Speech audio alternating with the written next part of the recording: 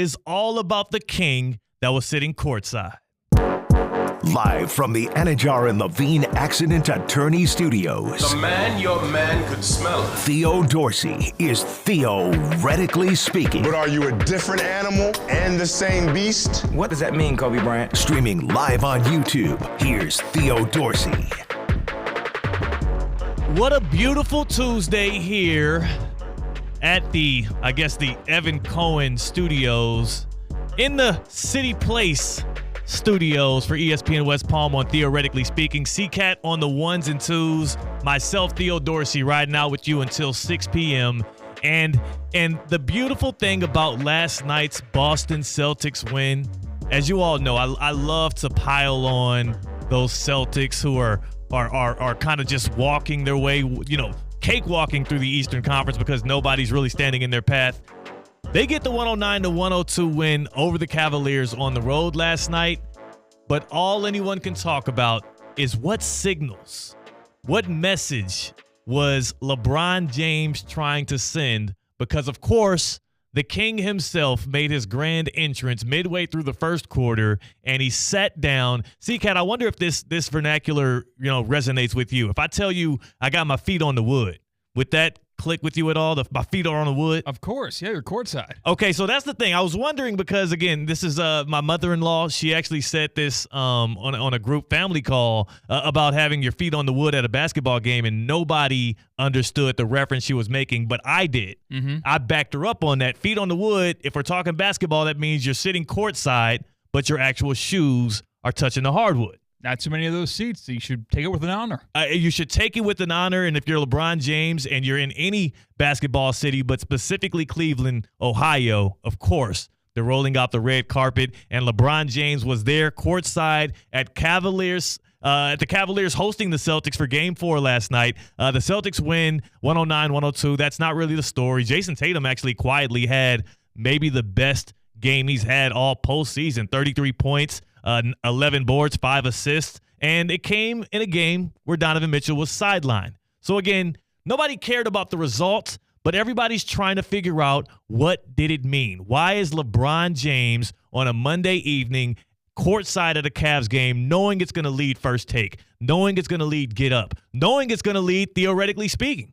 I mean, C-Cat, LeBron did this purposefully. He knew you and I had to discuss the king because of where he was sitting last night. Yeah, he realized his name was not mentioned at all on yesterday's show, and he had to do something tonight to change that. And, well, congratulations, King. You got it. You got what you wanted, LeBron James. So we're answering the question, what was LeBron James signaling by sitting courtside in Cleveland? And, of course, when you want to answer anything when it comes to King James, you ask the guy who knows him best in sports media. That's Brian Windhorst, who made the rounds on every single ESPN show you can get your eyes on, including when he was on our airwaves on ESPN 106.3 this morning on Unsportsmanlike with Evan Cohen, Chris Canty, and Michelle Smallman, when he said this about what NBA GMs and executives were hitting him up about after seeing the statement LeBron James made last night. I will say this. The first thing I thought of was this moment 10 years ago where LeBron showed up to a game in Cleveland while he was a player for the Miami Heat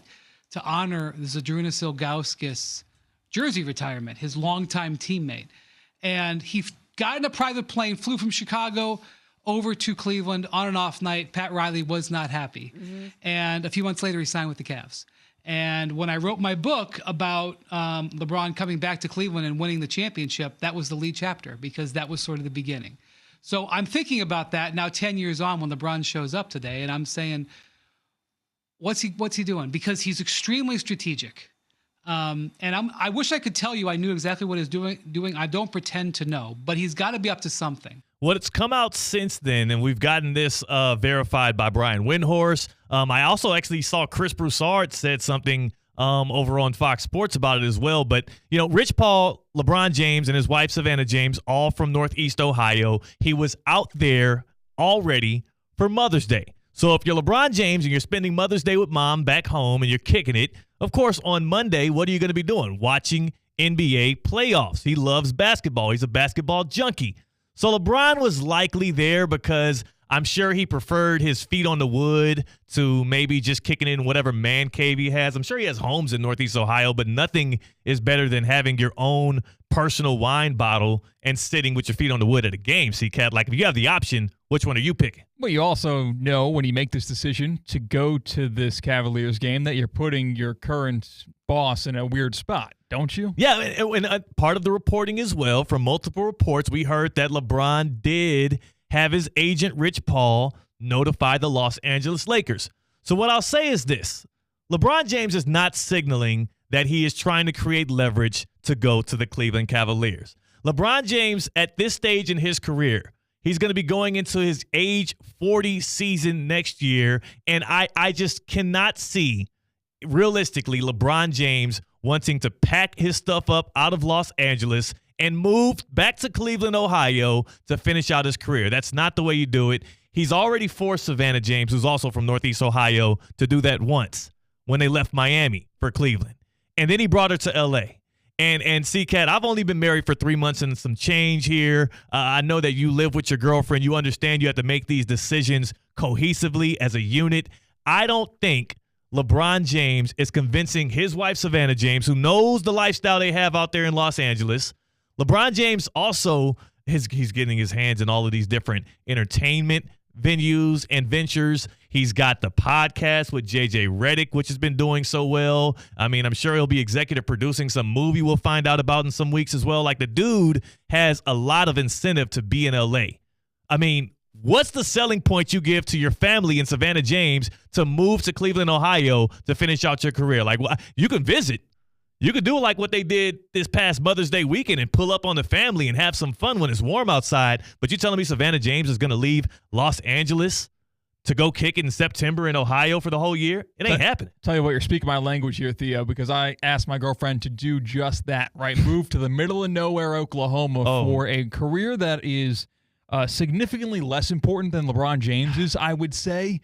And then we came down here to West Palm, where we're loving life absolutely, and I can't imagine making that same decision a second time. Yeah, you get one of those. I'm not sure you get two of those. Imagine just telling your girlfriend today, coming home, being like, oh, my gosh, this is great opportunity in Grand Rapids, Michigan. Pull up with me.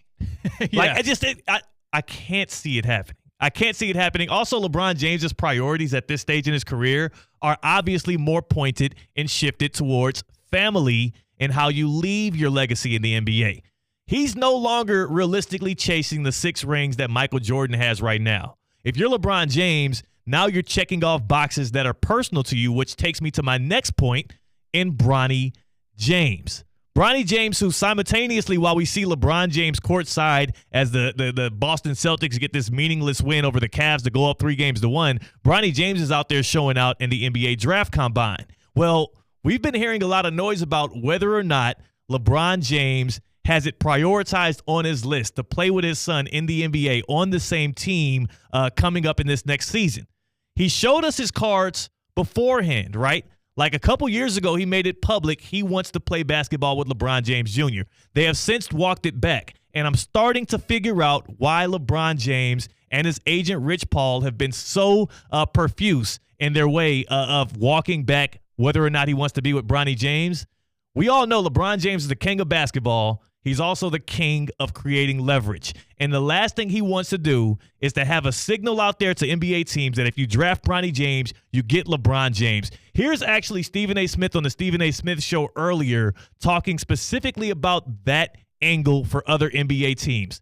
Because before, the common knowledge was if you draft Bronny James, you can get LeBron as a free agent this summer. Now that they're walking it back, teams like the Dallas Mavericks, which Stephen A. Smith mentioned, might have lost a play from their playbook. Take a listen. Bronny James might not make it to the Lakers' second-round pick because of a team like the Dallas Mavericks could position themselves to get him in the second round. They'll take him because LeBron said he wants to go where his son goes. And if you're the Dallas Mavericks and you got Kyrie and you got Luka, and LeBron James is willing to come to Big D, that might be the first time something's more popular than the Cowboys. No, I can't lie. Mark Cuban would jump at any opportunity to try and sway LeBron James to Dallas. And if it means using a high draft pick on Bronny James, CK, you're not putting that past a guy like Mark Cuban. Yeah, I think that LeBron James would get a seat on Shark Tank if that were to happen. Like, they would carve out a spot for him on that show if he joins the Mavericks. Absolutely. And it's not actually a terrible idea, right? Like, I mean, if you're LeBron, I mean, you can convince Savannah to move to Dallas, right? You can convince yourself that you can win a championship alongside Kyrie and Luka. I don't know how the money would work out there, and that's not for me to figure out or decide, but it's not a bad angle. But again, LeBron does not want to leave LA right now, right? His dream scenario is the Lakers find a way to select Bronny James. He gets to try and push for a championship in LA. Right now, of course, we know LeBron James has the opt-out option after the NBA draft. So he's going to opt out. He's going to get a new extension with the Lakers most likely, and he wants to play with Bronny James in LA. It makes all of the sense in the world that would be where his priority is. And also, for those of you that think LeBron James will return to Cleveland, hasn't he done everything that he needs to do in a Cleveland Cavaliers uniform? Nothing is going to top 2016. He's wasting his time if he's trying to chase that high of being the guy that brought the first major sports championship to Cleveland in 5 decades. Like, Cleveland, this is for you. Like, we're not, there's no topping that moment. Even trying to bring your son out there and try to win a championship with him, I just don't see him chasing that high, especially not by also having to relocate your family again. He wants to stay in LA. He wants Bronny to pull up with him. And really, my last point on why LeBron James was actually sitting courtside at the Cleveland Cavaliers arena to watch Celtics-Cavs, I think, C-Cat, that LeBron James was just trying to cover for Luka Doncic. He just was trying to cover for Luka Doncic because look at this. We're 11 minutes into the show today. I've watched a bunch of different other talk shows and on TV and whatnot, and you know what I haven't heard people talking about? What? That donk from Luka Doncic last night. Can we play it? Can we hear? This is from the arena, from the Mavericks arena. The Mavericks up 2-1 in the series over Oklahoma City. By the way, late in the fourth quarter, C-Cat, I pulled out Hard Rock Bet. I saw the Thunder were trailing. I know how good that team is at coming back in the fourth quarter. So I went over there and I bet not the money line, but just straight up, right? When you pick the team just to win it. Live money line, yes. Live money line. Well, it wasn't you're right. Live money line. I went with the Thunder. It was like plus 230. I only put a little bit on it, but I knew it would happen. So I'm glad that the Thunder made me a little richer. I was able to afford my lunch with my wife earlier. I appreciate you, Oklahoma City. But here is Luka Doncic making it that much easier for me. 10 seconds left in the game. The Mavericks were trailing. Luka, who stumbles his way into a foul. Really, he fell down, and the referees allowed him a chance at the free throw line. It felt like one of those bailout calls. Luka Doncic steps up to the line, needs 2, misses 1. Take a listen to how loud this clunk sounded in his home arena.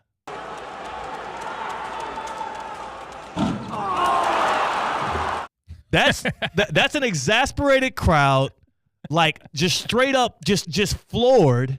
And can we hear that dunk one more time? It was so loud. The mics on the rims really picked that stuff up good. One more time, Luka Doncic just clunking a free throw off the rim.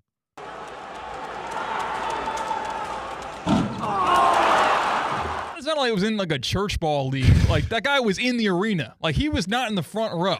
That was not close. He was like in the 200 level at best. Like, he was up on the raised section, and you can hear that thing all throughout the arena there. Luka Doncic, who's shooting under 40% in this series, he had 18 points on 20 shots with 7 turnovers last night. He looked bad, and I know Luka's battling injuries right now. I know he's not fully healthy, but one thing that LeBron James did, one person that probably benefited the most of LeBron James sitting courtside at the Cavs-Celtics game last night was Luka Doncic, because nobody's talking about how short he came up in a big moment against the Thunder, who win it 100-96. They tied that series at 2-2, and I just had to be the one to say it. Luka, thank LeBron on your way out. What do you think LeBron James was signaling? What was his purpose of sitting courtside at the Cavs-Celtics game? You let us know on the Baptist Health Hotline, 888-760-3776.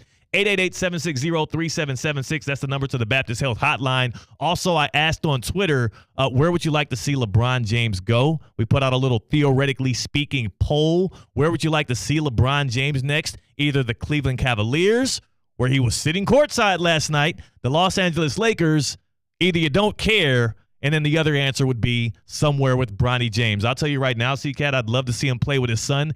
Don't necessarily care where it's going to be. I can guarantee you it ain't going to be Cleveland. Hit us up on the Baptist Health Hotlines, 888-760-3776. Are you experiencing foot and ankle pain and need to see an expert in the field? Baptist Health Orthopedic Care has a team of foot and ankle orthopedic surgeons and specialists who are regarded as leaders in their specialty. Visit baptisthealth.net/ortho to learn more today.